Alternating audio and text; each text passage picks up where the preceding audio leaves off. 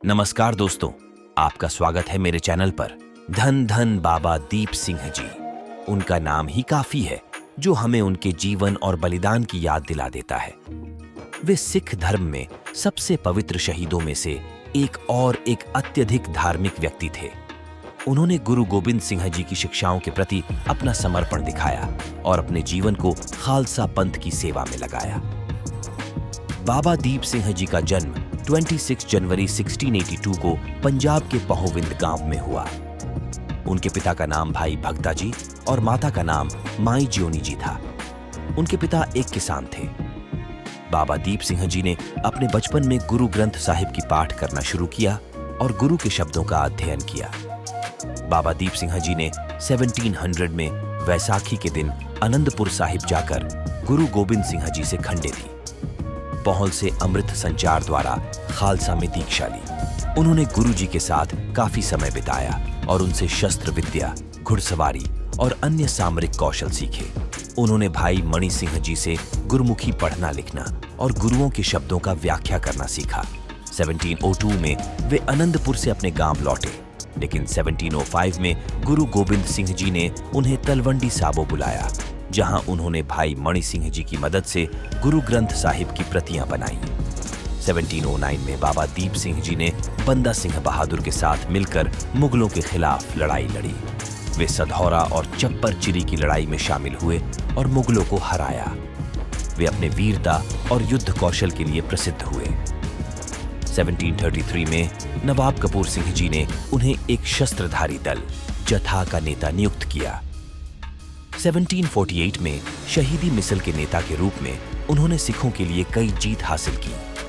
शहीद मिसल का प्रभाव क्षेत्र सतलज नदी के दक्षिण में था और बाबा दीप सिंह का मुख्यालय तलवंडी साबो में रहा। जिस मीनार में वह रहते थे वह आज भी तख्त श्री दमदमा साहिब के बगल में स्थित है और बुर्ज बाबा दीप सिंह शहीद के नाम से जाना जाता है। 1757 में जब बाबा दीप सिंह जी को पता चला कि अहमद शाह दुर्रानी ने हरमंदिर साहिब को तोड़ दिया है और उसके चारों ओर गंदगी फैलाई है, तो वे अपने दल के साथ अमृतसर की ओर चल पड़े। उन्होंने दमदमा साहिब पर अरदास की कि उनका सिर हरमंदिर साहिब पर ही गिरे। उनके साथ 500 सिख थे जो अपने जीवन को गुरु के घर की रक्षा के लिए न्यौछावर करने को तैयार थे। बाबा दीप सिंह जी और उनके दल को अमृतसर पहुंचने से पहले ही मुगलों की एक बड़ी फौज से भिड़ना पड़ा। मुगलों की फौज का नेता जहान खान था, जो अहमद शाह दुर्रानी का वफादार था। जहान खान ने बाबा दीप सिंह जी को अपने दल के साथ वापस चले जाने का प्रस्ताव दिया, लेकिन बाबा दीप सिंह जी ने इसे अस्वीकार कर दिया। उन्होंने कहा कि वे अपने गुरु के घर को बचाने के लिए आए हैं और वे या तो वहां पहुंचेंगे या शहीद हो जाएंगे। बाबा दीप सिंह जी और उनके दल के सिख और मुगलों के सैनिकों के बीच एक क्रूर युद्ध शुरू हुआ।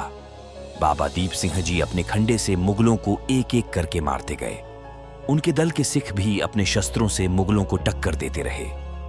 युद्ध में दोनों तरफ के कई सैनिक शहीद हो गए, लेकिन बाबा दीप सिंह जी और उनके दल के सिख अपनी मंजिल की ओर बढ़ते गए। युद्ध के दौरान जहान खान ने बाबा दीप सिंह जी को अपनी तलवार से घायल कर दिया। बाबा दीप सिंह जी का सिर उनके गर्दन से अलग हो गया, लेकिन वे अपने खंडे को दोनों हाथों में पकड़े हुए थे। युद्ध के बीच जब बाबा दीप सिंह जी का सिर उनके गर्दन से अलग हो गया, तो आपके दल के सिखों ने कहा कि वे अपने सिर को अपने बाएं हाथ में पकड़ें और अपने खंडे को अपने दाएं हाथ में लेकर आगे बढ़ें। बाबा दीप सिंह जी को याद था कि उनकी अरदास थी कि उनका सिर हरमंदिर साहिब पर ही गिरे। उन्होंने उन्हें हिम्मत और विश्वास दिलाया कि वे अपने गुरु के घर को बचाने के लिए लड़ते रहेंगे।